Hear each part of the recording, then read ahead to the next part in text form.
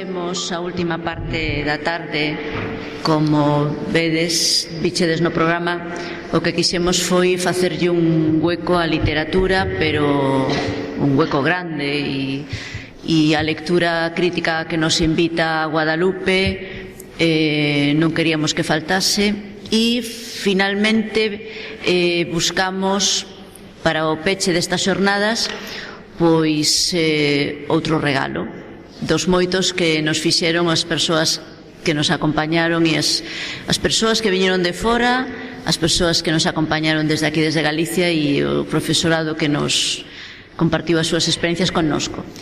Tivemos a sorte de contactar con Ana Isabel Siro, que nos falaron do seu traballo, encarecidamente nos recomendaron o seu traballo. Sabemos que ten colaborado co Grupo Gretel de Barcelona. Sabedes, o Grupo Gretel é un grupo de investigadores entre os que acaba de nomear Guadalupe Jovera, acaba de nomear a Mireia Manresa, que estuvo con Danós, igual que outras compañeras do grupo, nunhas das xornadas de clubs de lectura, Ana María Machado e tal. É un grupo de investigación sobre literatura infantil e juvenil que lidera Teresa Colomer, e que algúns de nós pois os temos como referencia nestes ámbitos. Ben, pois Ana Isabel Siro desde Argentina ten colaborado, por exemplo, con este grupo que nos di, de que estamos falando dunha persoa que é unha referencia no ámbito da literatura infantil e juvenil. Tendes a pequena referencia que ela nos enviou así no dossier, pero leo un pouco. Magíster en Ciencias con especialidade en Investigación Educativa, da Dirección de Investigaciones Educativas, Centro de Investigaciones e Estudos Avanzados do Instituto Politécnico Nacional de México, Distrito Federal. Especialista en ensino de literatura en contextos escolares e non escolares. Ten disertado en México, Brasil, España, Colombia, Chile, Uruguai. Efectivamente é unha persoa que está viaxando e que neste momento temos a sorte de tela en Compostela, que casi non pudo aínda visitar, pero que a ver se lle pode dar tempo. Publicou artigos, libros e books relacionados coa área da súa especialidade. É co-coordinadora do equipo de área de lingua e literatura no plan Escolas de Innovación, Conectar Igualdade, da presidencia dependente da Presidencia da Nación de Buenos Aires, entendo. Co-coordinadora da compañía artística plurilingüe para a formación de lectores para escolas plurilingües do Ministerio de Educación do Goberno da Cidade Autónoma de Buenos Aires, e integrante dun equipo responsable de talleres literarios en escolas secundarias, programas Escolas Lectoras, Ministerio de Educación, Goberno da Cidade Autónoma de Buenos Aires. Como vedes, é unha persoa que está traballando sobre a lectura, traballando con mediadores, traballando co profesorado, pois ao outro lado do Atlántico, e sentímonos moi contentos de que estea con Danós e nos aporte un novo acento e nos aporte unha nova mirada sobre, neste caso, sobre o álbum, sobre o libro álbum, os xéneros, os lectores e os mediadores. Un xénero e un tipo de material que temos nas nosas bibliotecas que nos aporta moito e que entendemos que despois da conferencia que nos vai a dar Ana Isabel Siro, pois vamos a entender moito mellor e vamos sobre todo a verlle moitísimas máis posibilidades, e por eso lle dou as gracias dende xa. Muchísimas gracias, Cristina. Gracias a todos por su presencia. Son ustedes muy cálidos. Muchas gracias también al equipo que acompaña a Cristina, que hicieron todo lo posible, no solamente en el contacto, sino también en la parte logística, para que todos los participantes estuviéramos aquí, y muy especialmente a ustedes, que, como recalcó Guadalupe, están aquí un sábado casi anocheciendo. Bueno, la idea es compartir algunas ideas acerca de este género que tiene aproximadamente un poquito más de 30 años, ha nacido en el seno de la literatura infantil y juvenil. Y pues antes de decir cualquier palabra acerca del género, quisiera compartir con ustedes un libro cuya referencia ustedes van a reconocer muy bien. porque tiene que ver con Caperucita, ¿no?, que nos acompaña como un gran clásico de la literatura infantil, y cómo alguien puede crear un libro-álbum a partir de un clásico, que con los compañeros de trabajo con muchos artistas maravillosos, por suerte, lo convertimos en un pequeño video, así que va para ustedes.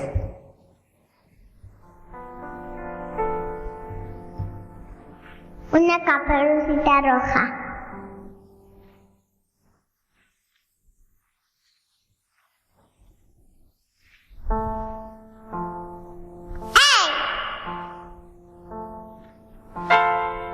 ¿A dónde vas? A casa de mi abuelita.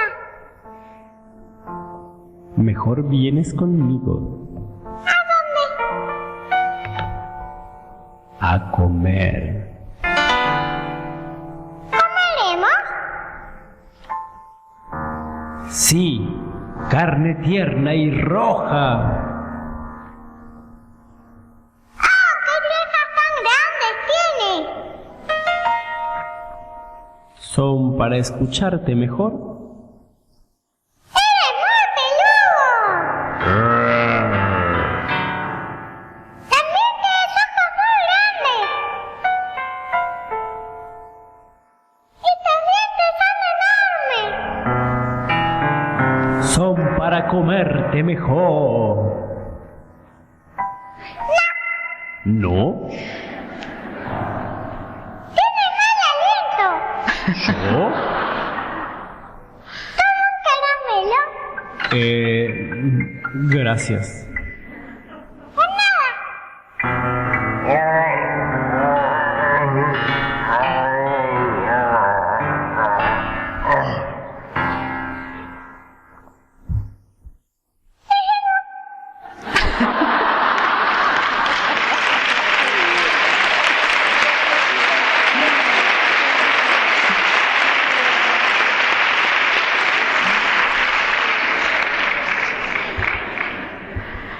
Bueno, es parte de las grandes maravillas que se pueden hacer en este género. Una de las características principales que voy a tratar de ejemplificar a lo largo de esta presentación es que es un género donde la ilustración se articula con el texto para lograr una construcción de sentido que no se sostiene ni solamente con la ilustración ni solamente con el texto.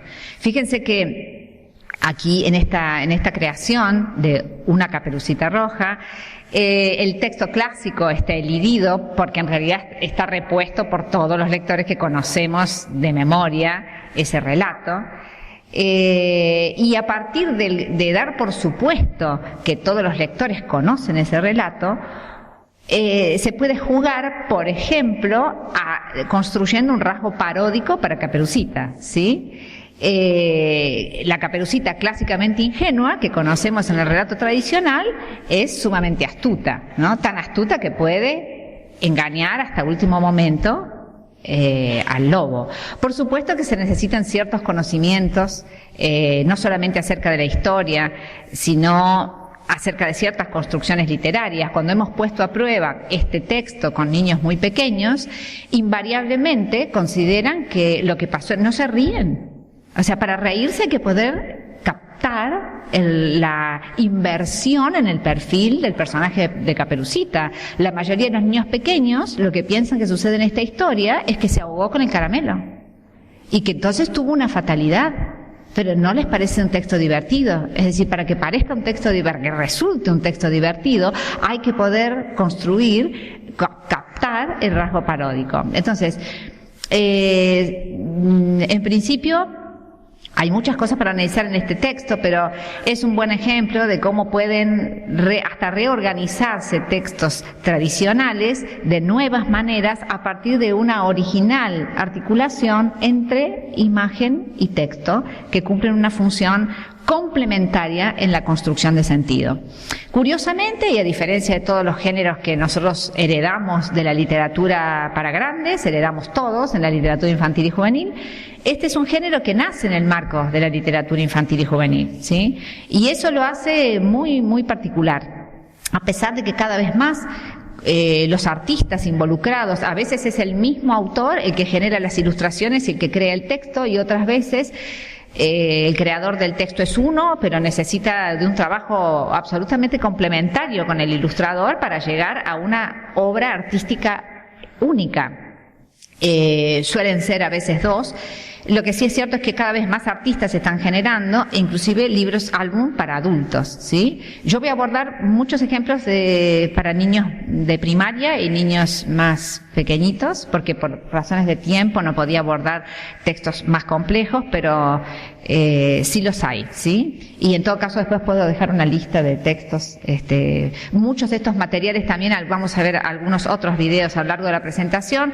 Yo los voy a dejar disponibles a Cristina y a su equipo para que después los puedan ofrecer a ustedes a través de la Moodle, supongo que podemos distribuir. Hay muchos libros de estos que están digitalizados, que los hemos digitalizado y también los podemos poner a disposición para todos ustedes. Como verán, también a partir de este ejemplo, y lo vamos a ver en otros, el libro álbum resuelve de manera creativa la tensión del doble destinatario. Esta idea fue desarrollada en su tesis doctoral por Teresa Colomer.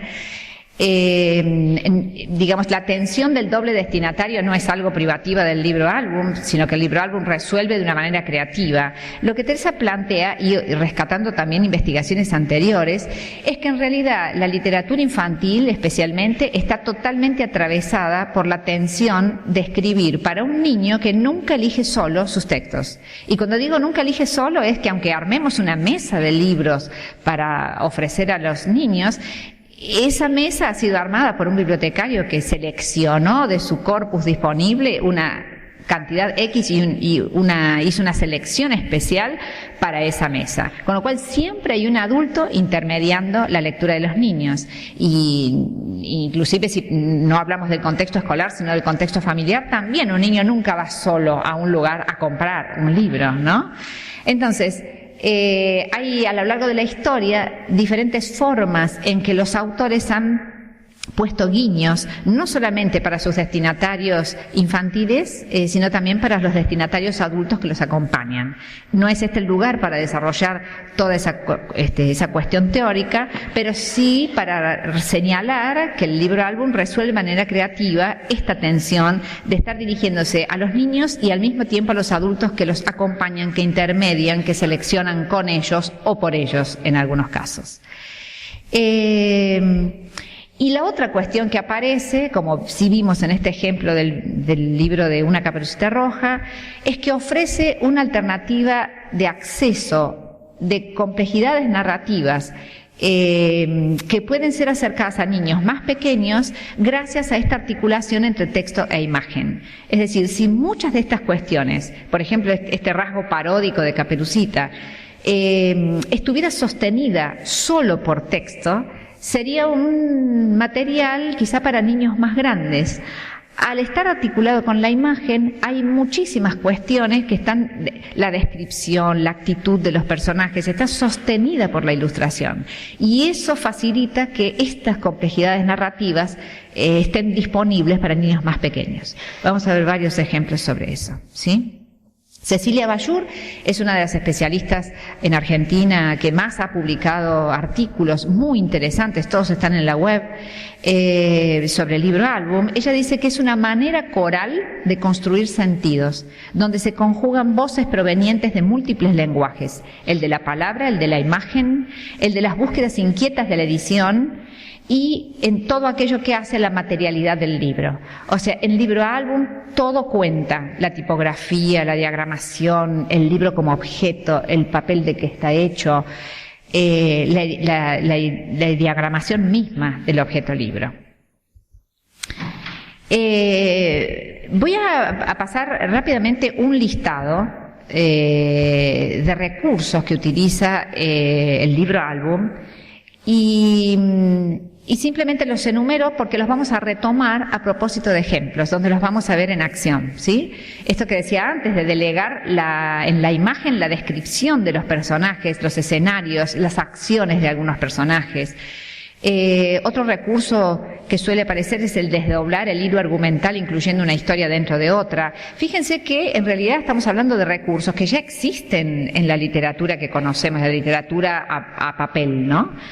Lo que han hecho los especialistas en libro álbum es reformular ese recurso en términos de cómo articular imagen y texto para utilizar esos recursos, vulnerar la linealidad del discurso de ficción articulando lo textual con lo visual, plantear juegos de ambigüedad entre planos de ficción, incluir alusiones culturales pertenecientes al imaginario colectivo, alusiones artísticas como iniciación al juego intertextual. Hay varios autores del libro álbum que han incluido obras plásticas, muchas de ellas clásicas, para generar un efecto de sentido al incluirlo en las narrativas que están creando. Anthony Brown, por ejemplo, que es un autor inglés muy importante, seguramente ustedes tendrán varios de sus libros en sus bibliotecas, fue uno de los pioneros en incluir obras de las artes visuales en la creación de sus historias.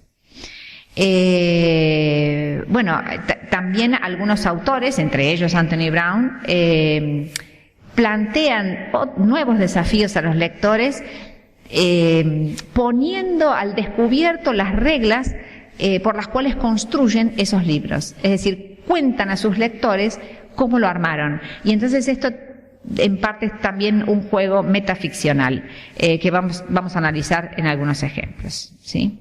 Vamos a ver ahora un ejemplo en donde aparece esto de delegar la descripción de los personajes, vulnerar la linealidad del discurso, articulando lo textual y lo visual, y plantear juegos de ambigüedad entre planos de ficción. En un libro que aparentemente no parece álbum, no sé si ustedes lo conocen, Buenas noches, de Uri Orlev y Jackie Gleich, y quisiera compartir con ustedes comentarios de lectores de 7 años después de leer este texto. Es decir, la docente leyó este texto con sus alumnos. Se trata de Daniela, una niña que pues tenía que cumplir sus obligaciones cotidianas y estaba bastante fastidiada con eso, tener que levantarse, lavarse los dientes, peinarse, ir a la escuela. Y un día se despertó y era grande, era más grande que sus papás eran muy pequeñitos, y entonces se le ocurre la idea de someter a sus papás a todas las penurias cotidianas a las que sus papás las sometían cotidianamente, ¿no? Entonces los apura para que se levanten para ir a trabajar y exactamente, invierte su comportamiento. Hasta que llega un momento en que no le parece tan divertido ser una niña más grande que sus papás y la historia cambia. No vamos a leer todo ese texto ahora, simplemente quiero compartir con ustedes las reflexiones de los niños, porque ocurren cosas en la ilustración que generan un contrapunto muy interesante con lo que plantea el texto. Hay una parte en donde dice: hasta que una noche Daniela se despertó y de repente se vio convertida en alguien muy grande. Se levantó de la cama y corrió unos pasos largos hacia el dormitorio de sus papás. Papá y mamá estaban dormidos y se veían tan pequeños que Daniela soltó una carcajada. Se rió tan duro que ellos se despertaron. Levántense, les dijo, van a llegar tarde al trabajo, pero papá y mamá no querían levantarse. Bueno, sigue, ocurren muchos de estos episodios, hasta que el silencio le molestaba, se le metía a la fuerza en los oídos, de tal modo que ni siquiera podía seguir oyéndolo. Incluso cuando Daniela comenzó a hablar en voz alta, el silencio no le respondió. «Mamá, mamá», gritó Daniela sobresaltada. Gritó tan duro que se despertó. Y allí, frente a la cama, estaba mamá. Daniela echó a un lado la cobija y dijo: «Mamá, mírame, ¿soy pequeña o grande?» «Eres más grande que el bebé de Sara y más grande que Ruti», dijo mamá. «¿Soy más grande que papá?», preguntó Daniela preocupada. «No», sonrió mamá, no eres más grande que papá. ¿Y tampoco más grande que tú?» «No», aseguró mamá, «tampoco eres más grande que yo». «Entonces tal vez soy una pequeña niña grande», dijo Daniela. Se tapó de nuevo y se quedó dormida. Nicolás dice: «Para mí que eso de que se hace grande no pasa de verdad». Y Nahuel, interrumpiéndolo, le dice: «Bueno, no pasa de verdad porque es un cuento». Nicolás le dice: No, lo que yo digo es que es un sueño». Todos se quedan en silencio como pensando. La maestra le dice: «A ver, Nahuel, ¿cómo es eso que vos dijiste?» «Que en los cuentos», dice Nahuel, «puede pasar cualquier cosa, aunque no sea de verdad, porque son cuentos», como diciendo, ¿qué pasa con que una niña se haga grande? O sea, es perfectamente posible. Y Sabrina dice, claro, las hadas son de los cuentos. Y Martín dice, o animales que hablan, como el ratón feroz, que es un clásico de nuestra literatura. Y Nahuel le dice, claro, porque son cuentos. Bien, le dice la docente, entonces lo que le ocurre a Daniela podría ser real dentro del cuento. Pero, es decir, la discusión, aunque ellos no lo pongan en palabras teóricas, es si se trata de un cuento realista, donde esta transformación ocurrió en sueños, o se trata de un cuento fantástico, donde estas transformaciones ocurren a cada rato. Y esto es lo que Nicolás está sosteniendo. Entonces la maestra dice, bien, entonces lo que le ocurre a Daniela podría ser real dentro del cuento. Pero ¿qué pasa con lo que dice Nicolás? Él dijo que era un sueño. Fíjense la intervención de la mediadora, en este caso inteligente, que no asevera lo que ella sabe que ocurre en el relato, sino que toma las dos ideas de sus alumnos y las devuelve a su grupo para que lo puedan seguir pensando. Franco dice, puede ser, también puede ser un sueño. Entonces la maestra dice, ¿hay alguna parte en el texto, alguna pista que nos indique que lo de Daniela puede ser un sueño? Y Martín dice, cuando se hace grande. Entonces la docente vuelve a esa parte, y aquí otra intervención interesante, que es releer fragmentos de la historia que pueden generar diferencias de interpretación para volver a pensar entre todos cómo ocurre esta ficción. Y la maestra entonces busca esta página, la lee, y Nahuel dice, pero ahí no se sabe si es un sueño. Martín dice, es verdad, ahí no se sabe. Nicolás dice, para mí te das cuenta cuando el sueño se termina, cuando ella grita y los padres aparecen y están grandes otra vez. Entonces, por supuesto, la docente va a esta parte, la lee, la vuelve a comentar para sus alumnos, y Franco, interrumpiendo, mientras la docente relee ese fragmento, le dice, claro, si ella estaba despierta, ¿cómo se va a despertar cuando grita? O sea, para él esa es una prueba de que cuando se despierta, de que estuvo soñando. Todos hacen silencio. Y la maestra dice, a ver, Franco, ¿cómo es eso? Franco dice, ella estaba soñando, por eso cuando grita se despierta. Y Diego le dice, pero en el dibujo ella siempre está despierta. Fíjense qué interesante, porque ella tiene los ojos abiertos siempre. Y entonces ahí la ilustración genera un contrapunto muy interesante para que puedan seguir discutiendo estos lectores.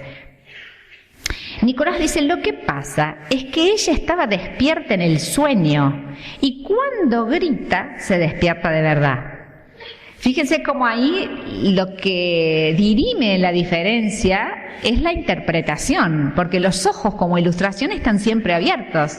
Es el esfuerzo de interpretación lo que permite pensar que hay dos maneras de tener los ojos abiertos: estar despierto en la realidad del cuento y estar despierto en el sueño. Y Nahuel dice, sí, tiene razón. Y Rodrigo dice, ella estaba soñando, y ahí es cuando se despierta, cuando grita. Sí, dicen varios. Por eso, cuando ella se despierta de verdad, los padres están grandes. Fíjense que ahora empieza a jugar el tamaño de los demás personajes. Ella dice, cuando ella se despierta, los padres están grandes. Y Sabrina dice, entonces, los padres siempre estuvieron grandes, eran chiquitos en el sueño. Fíjense qué interesante esta posibilidad interpretativa de saber que aunque aparezcan chiquitos en la ilustración, en la realidad de Daniela esos padres nunca cambiaron de tamaño, no hay una transformación fantástica.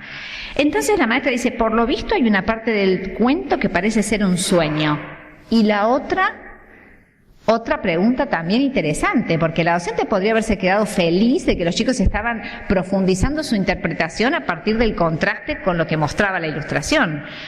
Pues entonces dice, si acá estamos todos seguros de que hay una parte de un sueño, la otra, ¿qué es? Y Kevin dice, y la otra es la realidad. Y Florencia le dice, no, la realidad no, la realidad del cuento. A ver, Florencia, ¿nos explicás? Claro, dice Florencia, la realidad es donde estamos nosotros.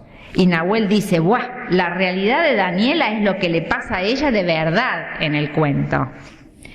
Y Nicolás le dice, y en el sueño. como diciendo lo que pasa en el sueño. O sea, el hecho de soñar de Daniela también es una realidad, no solamente lo que pasa fuera del sueño. Entonces la maestra dice, entonces tendríamos por un lado la realidad nuestra, esta de ahora, en la que estamos comentando este cuento, y por otra parte, adentro del cuento estarían la realidad de Daniela y el sueño. ¿Entendí bien? Sí, entendiste bien, le dicen los chicos.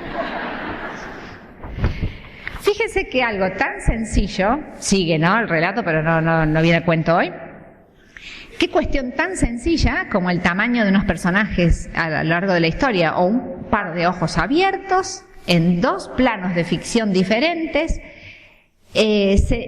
supone un esfuerzo interpretativo tan interesante por parte de los lectores.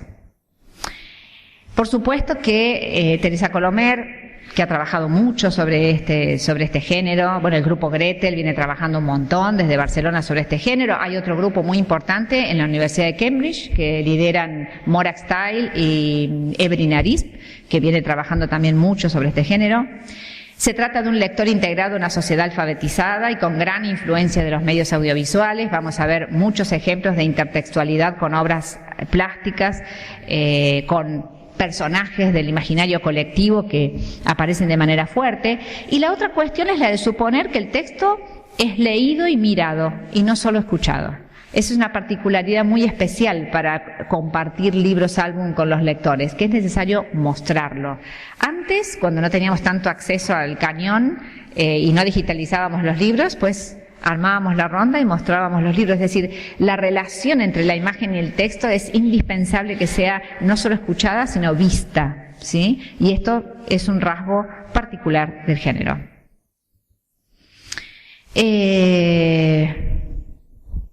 Decíamos antes que algunos autores incluyen alusiones culturales pertenecientes al imaginario colectivo, como iniciación a un juego intertextual. También que gracias a esta articulación entre texto e imagen puede ser puesto a disposición de niños más pequeños. Vamos a ver un caso que seguramente ustedes conocen, Willy el Soñador. Este texto no cuenta una historia, sino que es un texto poético. Willy, ¿conocen ustedes a Anthony Brown? ¿Los libros de Anthony Brown aquí? ¿Sí? Willy es un personaje central de varios libros de Anthony Brown. Es un monito, y en este texto simplemente él sueña, ¿sí? Sueña que quiere ser diferentes personajes, y en ese soñar Anthony Brown lo que hace es escribir un texto poético que va acompañando los sueños de Willy.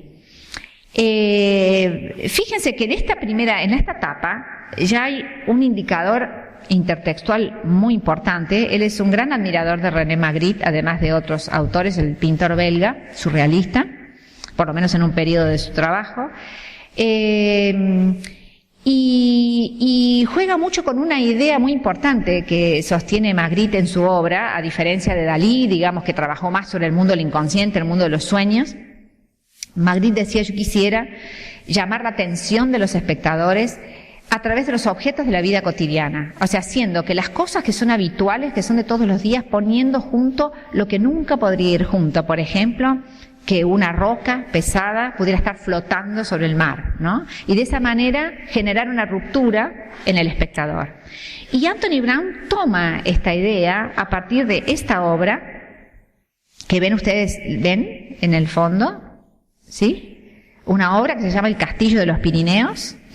Es una obra de Magritte, justamente donde juega con un castillo pétreo, ¿no?, con un gran bloque de piedra flotando sobre el mar. Y justamente es el efecto que parece sentir Willy mientras sueña ser diferentes personajes. Entonces aparece en esta etapa una relación intertextual clara, porque el sillón de Willy está puesto en la misma posición que el castillo de los Pirineos, ¿sí? Y el indicador intertextual que crea Anthony Brown es la parte pétrea del sillón de Willy, ¿sí? Como diciendo, todo es posible en el mundo de los sueños.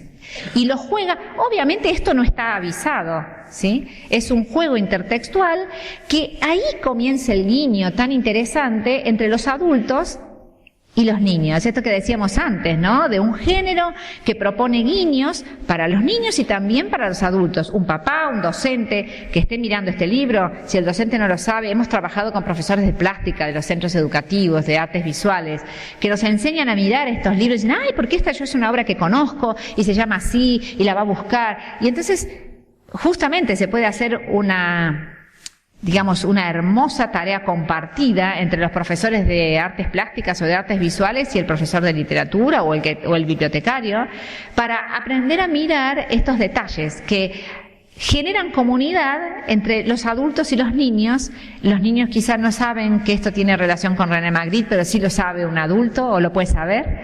Y entonces esto genera algo muy interesante, porque como no está avisado, como en otros libros donde Anthony Brown sí avisa qué relaciones intertextuales se establece en esto que llamábamos el juego metaficcional, aquí lo que él hace es simplemente ponerle el indicio. Fíjense, otra cosa interesante que tiene este libro es que en esta primera página empiezan a aparecer cosas extrañas, ¿no? Por ejemplo, las figuras que deberían ser planas del tapiz de la pared hacen sombra, ¿sí? Empiezan a tener, se me escapó, acá está. Empiezan a tener tridimensión, ¿sí? Y entonces eso de alguna manera nos indica que algunas cosas raras van a pasar en este libro. Y les voy a mostrar ahora la imagen final del libro, después que Willy sueña hacer muchas cosas. Ahora vamos a ver un ejemplo. En la imagen final, fíjense que lo que aparece es una réplica de la misma escena del comienzo, pero ahora, en vez de tener el tapiz de la pared, lo que aparecen son todos los personajes con los que Willy sueña ser, de manera tridimensional, por eso hacen sombra. Y Willy, soñando, se ha hecho tan lívido, no era la idea que pasáramos tan rápido. Se ha hecho tan lívido que, fíjense otro detalle, ha perdido él su propia corporeidad. Su cuerpo es como transparente y se notan las costuras, fíjense que las costuras del sillón se notan sobre su propia ropa, ¿sí? Sus medias no se ven, sus pies no se ven, su brazo no se ve sobre el sillón. Es decir, hay un efecto que él no sale de la misma manera habiendo soñado ser todos esos personajes que pertenecen al mundo de la cultura, al mundo del cine, al mundo de las artes visuales. Y fíjense otro detalle también, que el castillo de los Pirineos ya no es el sillón flotante, sino que es su propia cabeza en estado completamente lívido. Fíjense la cantidad de cosas que dicen estas imágenes simplemente con un texto que dice Willy sueña. Por supuesto que en medio dice que sueña hacer, pero digo, esta es la finalización del libro. Y Willy que nos mira guiñándonos un ojo, ¿no? Como diciendo el valor de soñar despierto. Entonces, si uno lo mira rápidamente, parece un libro sencillo con muchas ilustraciones donde los personajes son simios, pero fíjense la cantidad de indicios interesantes que tiene acerca del efecto del soñar despierto, porque de alguna manera, a diferencia de Daniela, este gesto es un gesto hacia los lectores, ¿sí? Es casi un personaje digamos, con características de exhibido, en el sentido de que está estableciendo guiños con nosotros los lectores. Hay muchos autores que trabajan sobre esa idea. Doy un solo ejemplo. Acá hay un sueño, dice, está soñando que está en un paisaje extraño, y seguramente ustedes deben reconocer qué pintor está intertextualizado ahí, ¿no? Hay varios cuadros de Dalí, ¿no? El de la persistencia de la memoria, por supuesto. El de las jirafas encendidas. Ven ahí detrás hay como en la escena hay como un plátano, una banana encendida, replicando esta jirafa encendida. Obviamente demanda mucho análisis visual, estar descubriendo qué cosas se le ocurrió poner. Hay otros que son más obvios y sencillos, como, la Guerra Civil Española, ¿no? En este texto. ¿Reconocen ahí? Fíjense que en vez del pañuelo de la Guerra Civil aparece un plátano. El sueño de Dalí, solamente que aquí es un plátano sostenido por las muletas típicas de Dalí. Y decíamos que algunos autores pues trabajan sobre estos fenómenos del juego metaficcional, contando cómo arman sus relatos.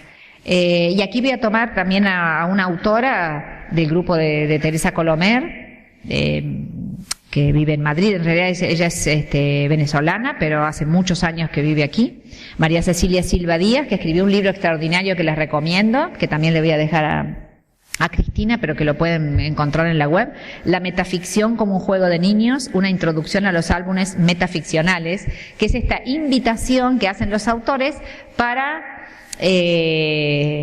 invitarnos a ver cómo están construidas estas historias. Y María Cecilia arma una metáfora sobre este fenómeno que es muy gráfica para explicarnos esta situación. Dice: la metaficción impulsa al lector a levantarse de su butaca roja de terciopelo rojo, desde la que absorto contemplaba el drama. Lo guía para que se mueva tras bambalinas y observe la tramoya y demás parapetos que rodean la escena. Gracias a la desfamiliarización se hacen visibles las costuras de la ficción. Es decir, es el contraste entre estar absorto por una ficción o levantarse de ese sillón de terciopelo rojo e ir a ver cómo están hechas las cosas.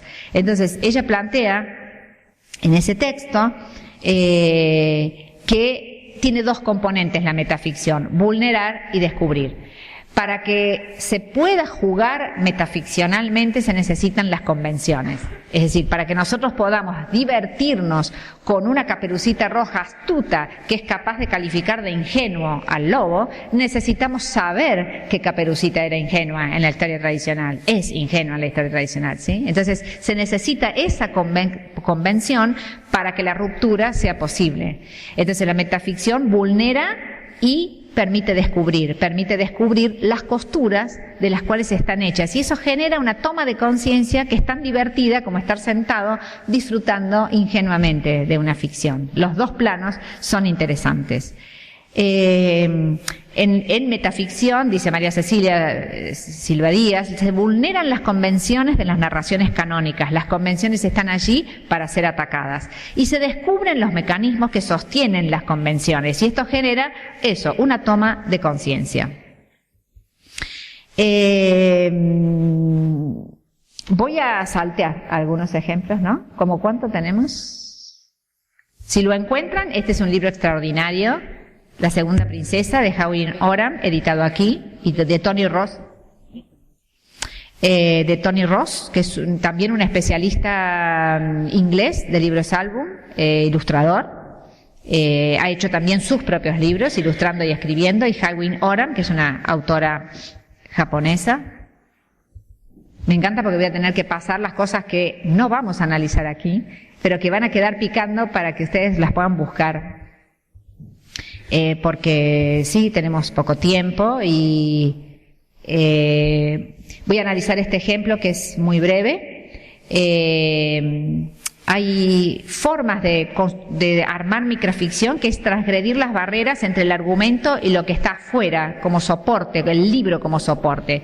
Y a través de este cortocircuito el lector se hace consciente de que lee un libro y que lo que éste contiene descansa sobre un proceso real.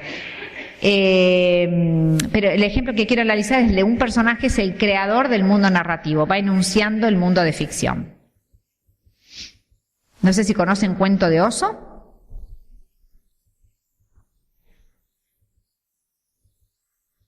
Aquí. Este también es un libro de Anthony Brown, donde este osito en medio del bosque, este es un trabajo que también es para niños muy pequeñitos, pero que plantea un juego intertextual interesante. Ustedes reconocerán cuál es la casita que está de fondo, ¿verdad? ¿Sí? ¿De qué cuento tradicional? De Hansel y Gretel, vemos ahí la de golosinas, ¿eh? Entonces, este osito está en medio de un bosque amenazante, que es el bosque de todos los cuentos tradicionales, y lo que hace es ir creando su propia salvación a medida que encuentra amenazas en ese bosque, ¿sí? Oso caminaba por el bosque, ya sabemos que está en el bosque amenazante de la bruja de Hansel y Gretel, y se encuentra con el lobo. Fíjense que ahí también hay otros indicios desde la ilustración, ¿ven ahí? vemos la capa de Caperucita Roja, o sea que no es un lobo cualquiera, es un lobo muy conocido, y él le dice, hola lobo, mira esto. Y dibuja a un personaje que puede protegerlo y que puede, pues, competir y que también tiene relación, porque fíjense en la casita del fondo.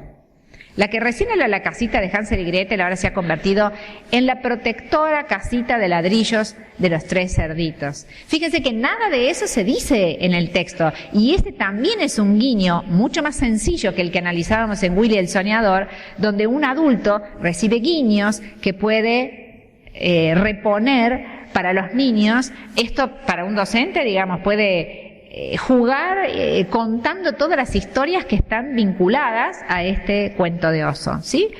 Oso sigue su camino, es más largo, yo pongo un par de ejemplos, no sé si reconocen a este personaje, del gigante de Juan y la mata de habas, ¿no? El de las habichuelas, pero aparecen también otros, ¿no? ¿Ven? El sapo y la pelotita de oro que deja caer la princesa. Bueno, está repleto de indicios. Aquí hay una cosita para ti. Y toma la misma mata de habas de la misma historia para eso, generar un proceso de salvación. Bueno, voy a pasar. Zoom es un libro imponente. Itzvan Manjai es un juego visual que les recomiendo muy especialmente porque es un texto que es sumamente interesante para niños muy pequeños y para adultos muy adultos. Es sumamente interesante. Juega con a partir de una parte ir rearmando el todo. Juega con un proceso de distanciamiento, ¿no? Es decir, esto está muy retratado a través de la metonimia en la literatura, ¿no? De mostrar una parte como sustitución de un todo, solamente que acá está sostenido a través de la pura ilustración, ¿sí? Entonces va mostrando partes donde los lectores tienen que pensar qué es eso que estamos viendo, y a partir de un efecto zoom se va ampliando y empezamos a pensar, bueno, es un gallo que está claramente en una granja y hay unos niños y esa perspectiva se ve desde la puerta. Pero si nos alejamos más, bueno, sí, seguimos confirmando que es una granja y de repente vemos unos brazos que ya no tienen proporción con esa granja y empezamos a pensar, o sea, fíjense cómo es un texto que juega constantemente con la sorpresa, que es un componente esencial en toda literatura, ¿sí? Cuando suponemos que algo es de determinada manera, en este caso la ilustración desbarata lo que suponíamos que era y entonces empezamos a pensar que, bueno, entonces puede ser una maqueta, es decir, nada es lo que parece, ¿sí? Todo es una parte todo lo que aparece es una parte de otra cosa, y cuando nuestras interpretaciones van orientadas en un sentido, lo que aparece visualmente desbarata ese sentido, ¿no? Como un juego hasta parecido en lo que en el lenguaje hacemos con la adivinanza, donde se nos aportan unos datos y se nos retasean otros para ir armando un sentido entre lo que se oculta y lo que se muestra. Y desde el cuerpo también podríamos decir que hay un parentesco de obras literarias de este estilo con el juego de la escondida, ¿no? Uno se esconde, pero no del todo al punto de quedar completamente oculto y no ser descubierto jamás. Uno juega también a ser descubierto. Entonces estos son libros que juegan desde la sorpresa. Y bueno, lo que pensábamos que podía ser una maqueta, cuando vemos esto, pues vemos unas letras y entonces ya podemos empezar a pensar que se puede tratar de un cartel o de algo que lo está conteniendo, y así juega hasta el infinito, ¿no? Obviamente ahí es una revista que está sostenida por un muchacho, y así se va jugando con la sorpresa todo el tiempo. Fíjense la diferencia entre un libro que está armado sobre la construcción de la sorpresa y los libros a veces que contienen sentidos cerrados, ¿no? Sentidos que son unidireccionales. Voy a compartir con ustedes una cita de Evelyn Ariste y Morag Style, que son las dos especialistas que mencioné de la Universidad de Cambridge. Ellas dicen que en el libro álbum hay un contrapunto entre lo que se dice y lo que silencia el texto, y lo que muestra y oculta la imagen al servicio de la construcción de la sorpresa. Según Roger Chartier, un especialista francés en cuestiones de historia de la lectura. Hay oposición e intercambio entre lo visible y lo legible. O sea, algo es lo que se muestra y otra cosa es lo que se puede leer, ¿sí? Lo que se puede leer a partir de lo que se muestra, que habilita maneras renovadas de trabajar en la ficción. Este es otro libro que les recomiendo muy especialmente. Es para niños muy pequeños. Y la vuelta de tuerca interesante que da es que pasan muchas cosas. Es un guardián que va a llevar a dormir a todos los animales del zoológico que cuida. Y el monito que está detrás saca la llave y los va liberando al mismo tiempo que él los va encerrando. Y es un caso muy interesante donde el personaje es ingenuo, a diferencia de lo que veíamos con Caperucita, ¿no?, que se transforma en astuta. Este es un personaje ingenuo y el que verdaderamente sabe lo que está ocurriendo es el lector. Es decir, fíjense, la seña que está haciendo el gorila nos está haciendo a los lectores que no digamos nada acerca de lo que él va a hacer. O sea, el narratario construido, es decir, aquel lector modelo, digamos, que ese narrador creó, lo creó para que sepa más que el propio personaje de la historia. Esta es otra complejidad narrativa muy interesante. Él va diciendo solamente, buenas noches, gorila, buenas noches, elefante, buenas noches, león, y a medida que va avanzando, él les va abriendo y van todos juntos a la casa del guardia. Se acomodan plácidamente. Buenas noches, querido, dice su esposa. Buenas noches, buenas noches, buenas noches, contestan todos.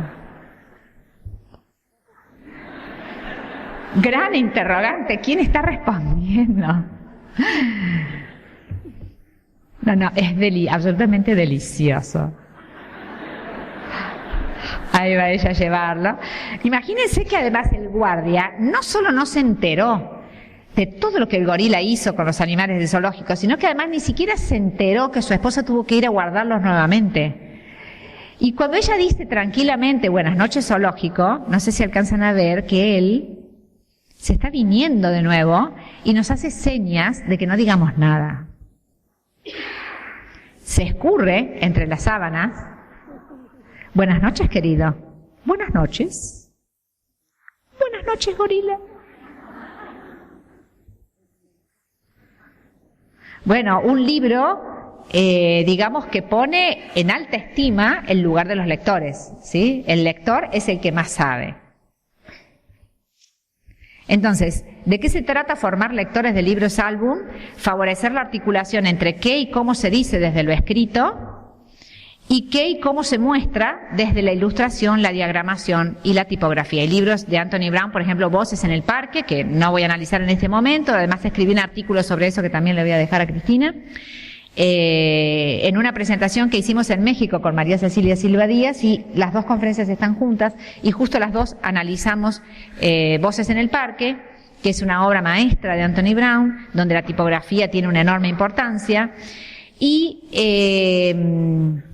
digamos, bueno, iba a decir algo sobre ese libro y ahora me lo olvidé. Ahora cuando recupere lo voy a decir. No sé, quería decir algo sobre eso. En el ser lector de libros álbum, el leer y el ver son posiciones complementarias para la construcción de sentido. También se trata de volver una y otra vez sobre la relación imagen-texto. Vimos algunos ejemplos, la mayoría de los ejemplos que vimos, o sea, hay montones de detalles que no se advierten en por una única vez que es necesario revisitar el texto para encontrar numerosos detalles, y eso es parte de la maravilla, ¿no? Desentrañar la visión del mundo que un autor plantea a partir de la articulación texto-imagen. Esto que decíamos recién en el texto de Buenas noches, gorila, hay detrás esta idea de un lugar absolutamente privilegiado para el lector, ¿no?, puesto en la concepción de ese libro. Reconstruir lo que ya se sabe sobre los recursos literarios desde lo textual, pero revisarlos desde esta articulación entre el texto y la imagen, y advertir nuevos recursos que aparecen en esta articulación.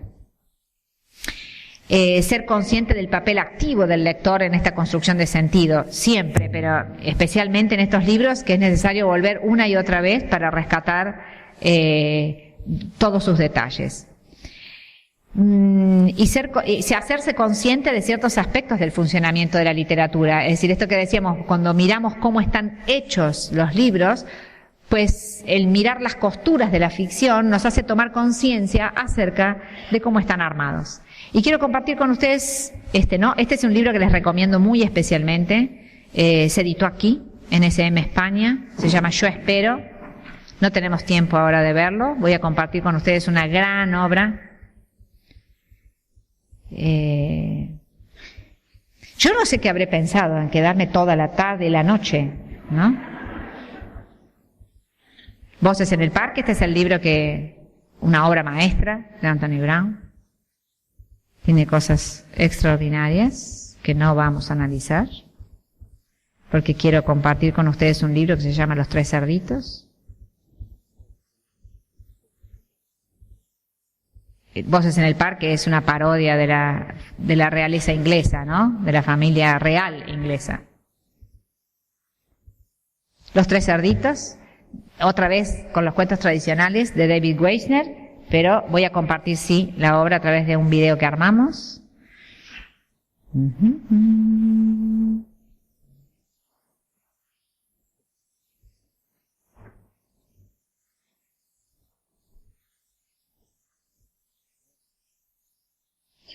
Ahí vamos.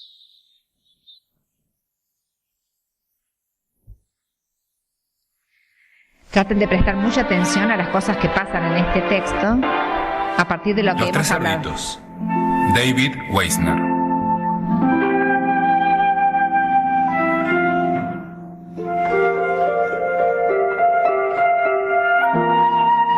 Había una vez 3 cerditos que se fueron por el mundo a buscar fortuna.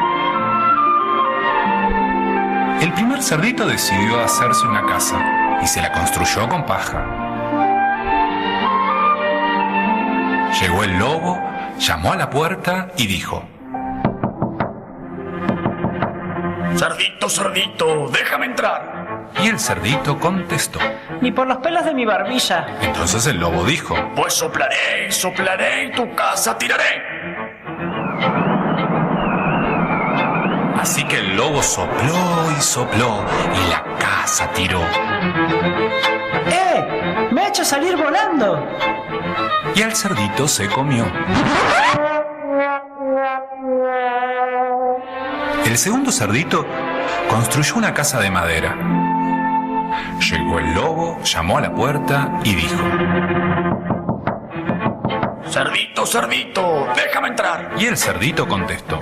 Ni por los pelos de mi barbilla. Entonces el lobo dijo: Pues soplaré, soplaré y tu casa tiraré. Así que el lobo sopló y sopló y la casa tiró y al cerdito se comió. ¡Ven aquí! ¡Estamos seguros! Oh, ¿y a vosotros por qué no os comió? Conseguimos escaparnos para siempre. Tenemos sitio para movernos. ¡Mira! ¡Oh! Vamos a explorar este sitio. Vale, déjame doblar esto. ¡Yupi!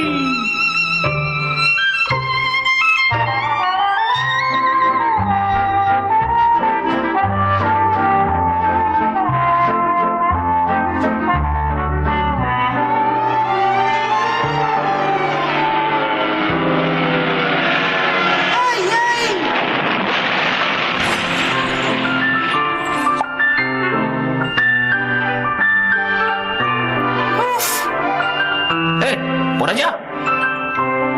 ¿Pero qué es esto? Creo que hay alguien allí fuera. ¡Ven! ¡Ayúdanos! ¡Hey, diddle, diddle! Toca el gato el violín. Sobre la luna salta la vaca. El perrito se muere de risa y el plato con la cuchara huye a toda prisa.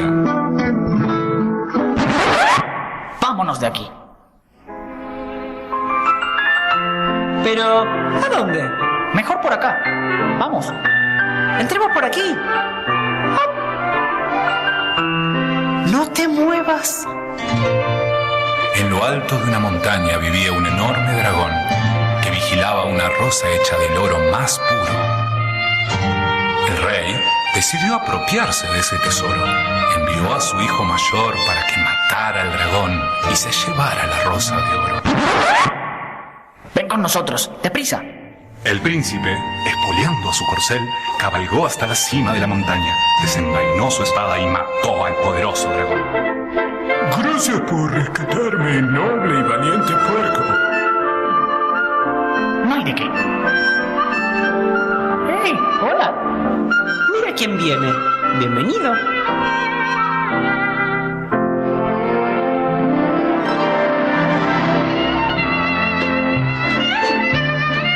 ¿Y ahora qué? ¿Encontraste algo? ¿Qué es esto? Es mi casa. La hice yo mismo. Es de ladrillos. Parece un castillo. Sí, y muy bonito. ¿Sabéis qué? Vámonos a casa. Buena idea. Solo hemos de recoger esto.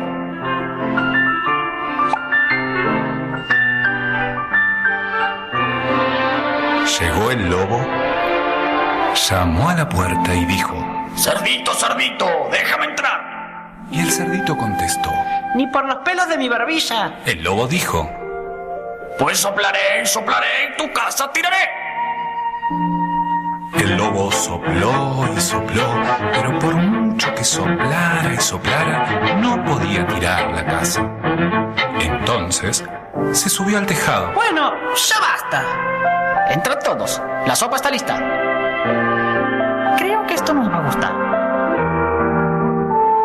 Y todos vivieron felices para siempre.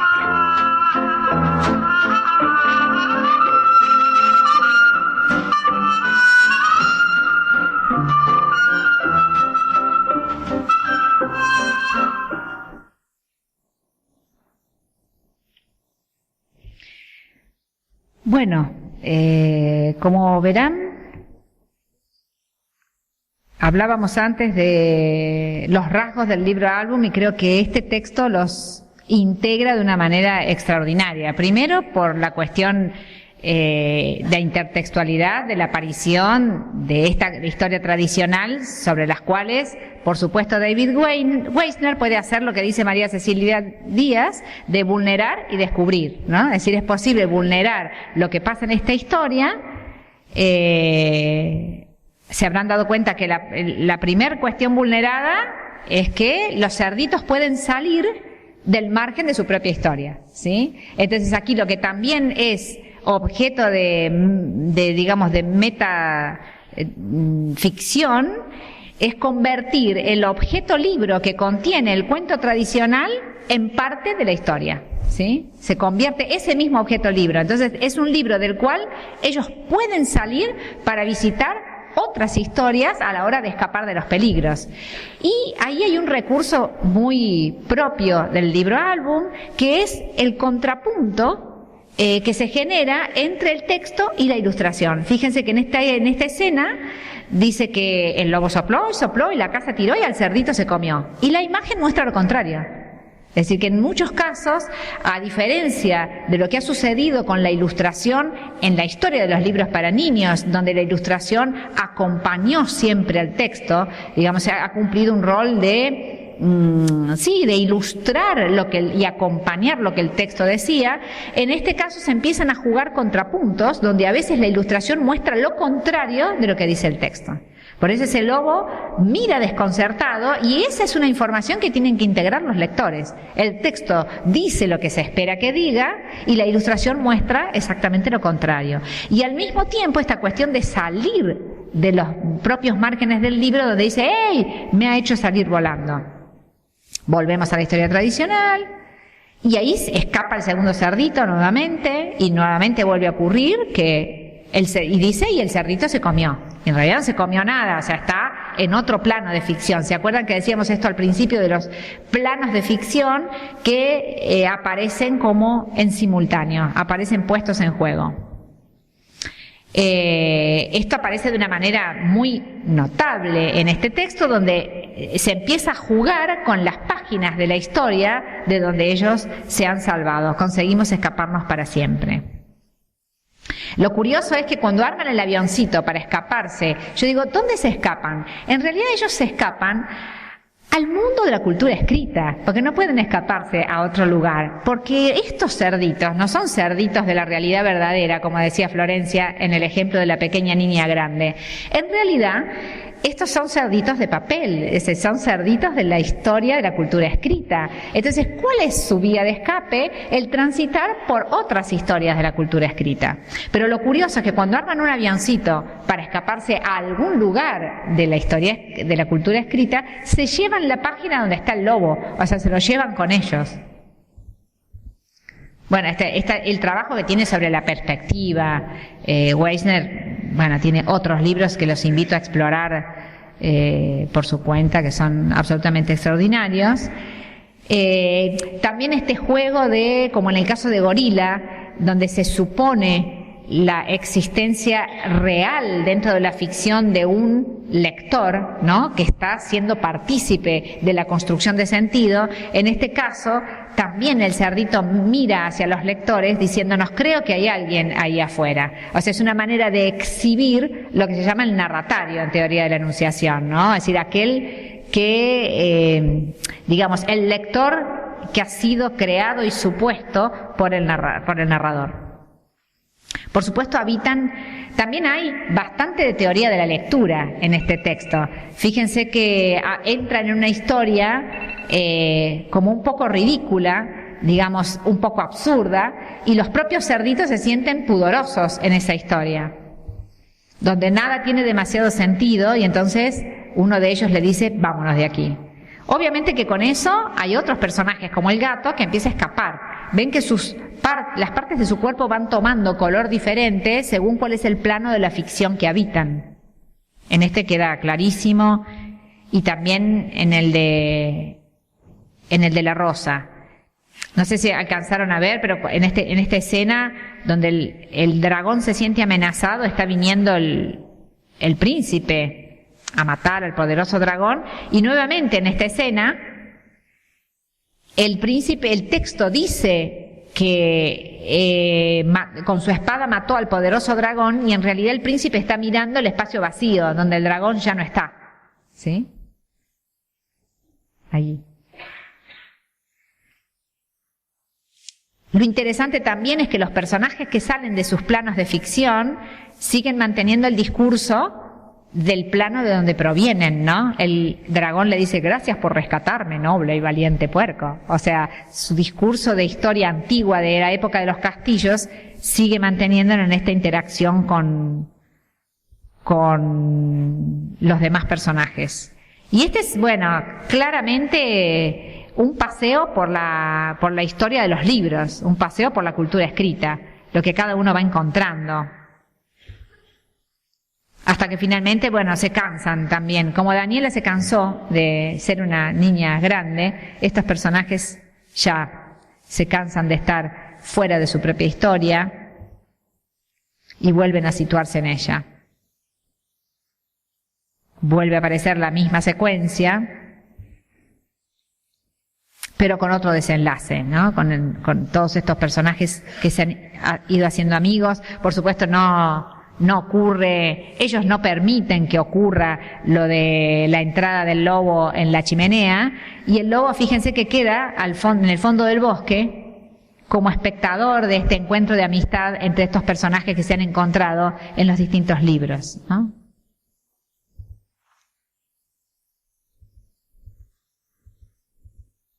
Bueno, no sé si Cristina quieres que dejemos un pequeño espacio para preguntas. Como quieras. Sí. Quisiera compartir con ustedes para finalizar también una reflexión de María Cecilia en su libro sobre metaficción, muy interesante, donde ella habla sobre, bueno, el posible origen de este género, que después yo encontré retratado en un fragmento de película que quisiera compartir con ustedes.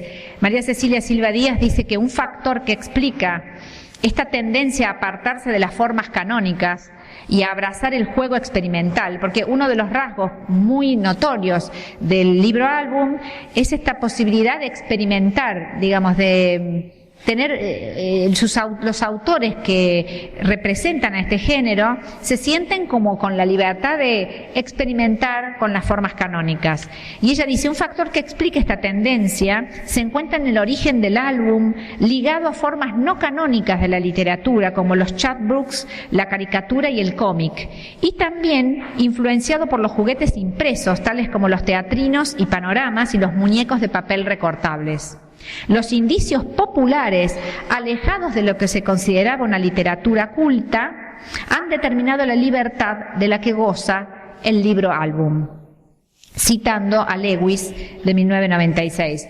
O sea que en realidad es muy interesante que se plantee el origen del libro álbum como dentro de estos géneros que no han sido considerados muy cultos, digamos más bien de tradición popular, y que justamente esto le da esta característica de libertad. Y encontré una película donde parte de esto está retratada, es una historia de asesinos, en realidad una historia fuerte, se llama Bunraku, pero que tiene algo muy, muy interesante, es un pequeño fragmento donde algo de esto está retratado. Son solo 3 minutos que me gustaría acompañar. Digo, cómo a veces en el cine aparecen cosas insospechadas.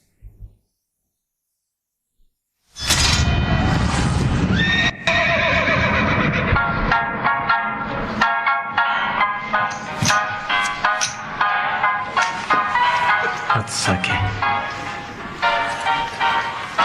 Just give me whiskey. What kind? Any kind.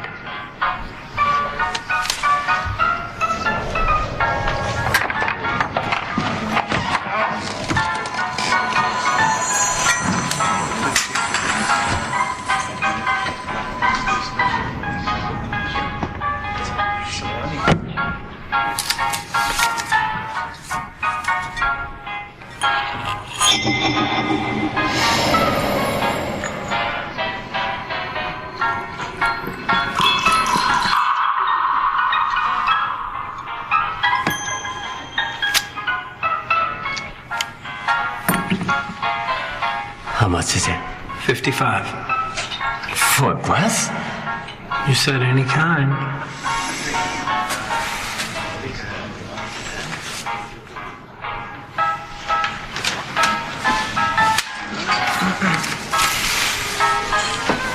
Thank you very much.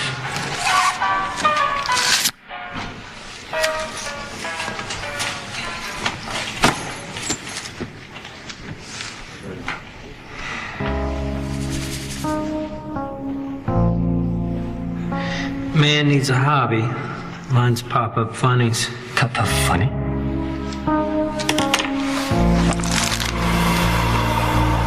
Oh. It's for children. No. It's for people with imagination. It's the myth of Arachnidus. In his youth, Arachnidus falls into a hidden cave and gets bitten by an arachnid. Spider. Anyhow, as he grows older, Arachnidus realizes the bite gave him special powers. Spiders don't have special powers. They walk on walls. Funny. No. Arachnidus uses his newly obtained powers against far stronger enemies.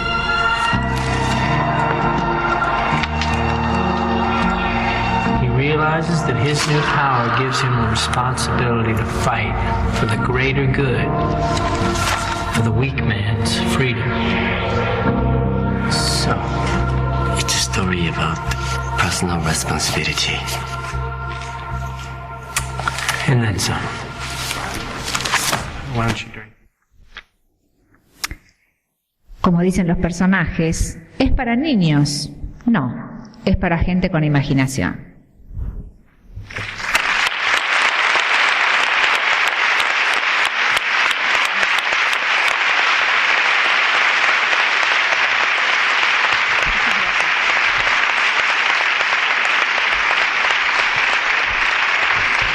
Moitas gracias, Ana Isabel.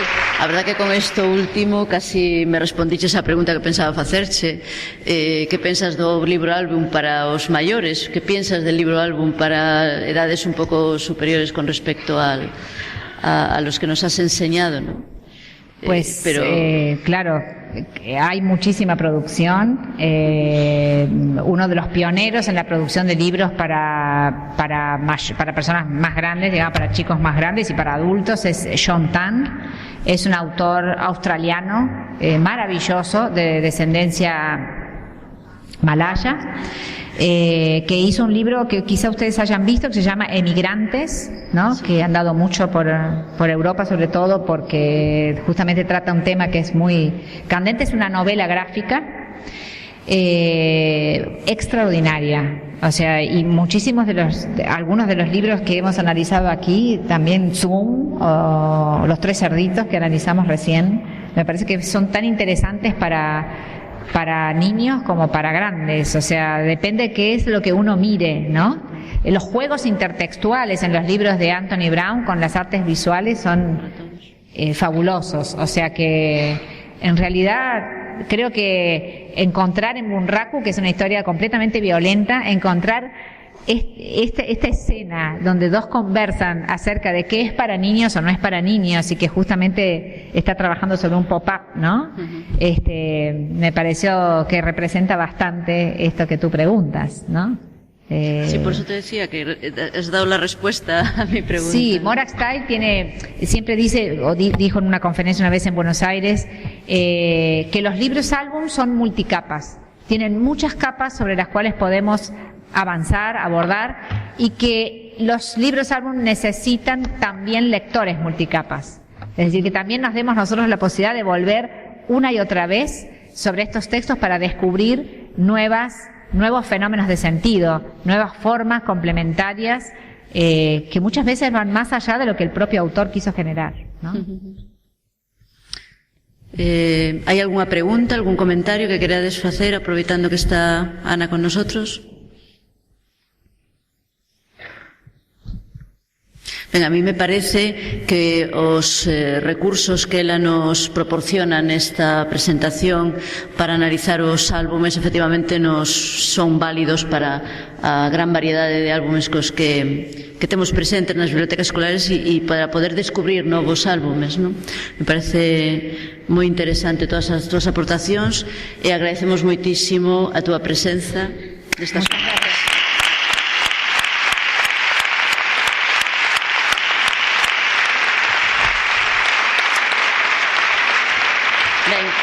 Antes, xa para terminar, quería chamar aos compañeiros Leonor, Paz, Xosé Luis, Ricardo, simplemente para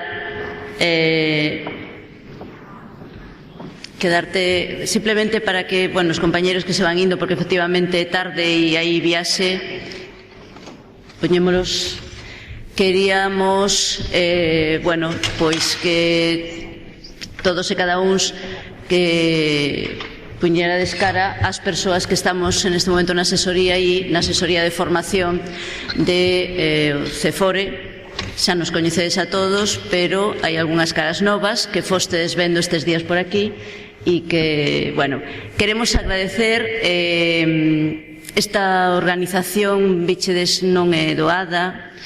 Como ben sabedes, hai cousiñas que vos non vedes, pero que supoñen moito tempo de traballo e despois hai un momento de realización, un momento de cando estamos todos aquí que, sinceramente, vos valoraredes.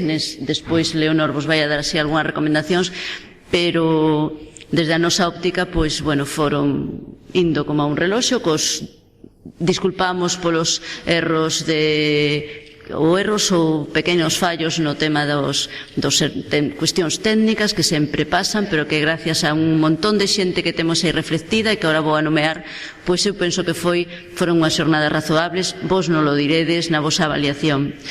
Javier Pintor polo Centro de Formación e Recursos da Coruña, Mónica Otero polo Centro de Formación de Vigo, Paco Díaz de Pontevedra, Loli Nieto de Ourense, Manuel Rodríguez, un compañero que se incorpora desde Lugo, el está en Burela e se incorpora recentemente como persoa que vai levar temas de bibliotecas escolares no CFR de Lugo, e Delfina Bañobre desde Ferrol. Estuveron, por suposto, Leonor Mazaira, pero tamén estuveron Xosé Antón Vicente, Juan Carlos Rodríguez, Ángel Sebastián, Marta Río e Andrea Suárez desde CAFI de Santiago. Eu penso que funcionando todo como un reloxo aí na Secretaría e bueno, moitísimas grazas a Juan Carlos que estuvo aquí moi presente de que a mesa estuvera ser atendida e o micrófono, etc. José Búa, compañeiro de moitos anos, pero indispensable en temas técnicos, sabedes en todas as actividades que dependen da Dirección Xeral de Educación e en xeral da Consellería, unha colaboración especial da Dirección Xeral de Educación connosco. Paz Pereiro, que se acaba de incorporar, Ricardo Feijóo, Xosé Luis Barreiro e moi preto de nós Pilar San Pedro. Moitísimas gracias a todos. Moitas gracias por vir.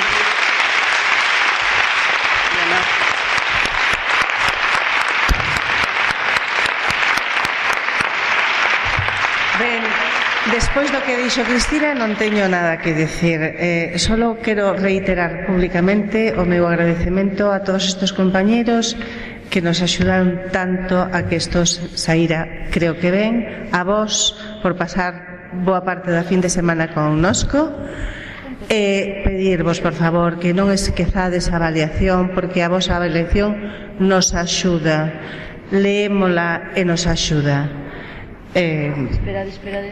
Esperade que algo pasa. Simplemente os que non o sabedes ou que non coñecedes, Redebe quería abrilo, pero ala se me foi todo. Disculpade mil veces. Bueno, en todo caso, na páxina mañán de Bibliotecas Escolares poñeremos, aquí está, poñeremos bueno, pues un enlace directo a... Sí, pero a ver si se abre.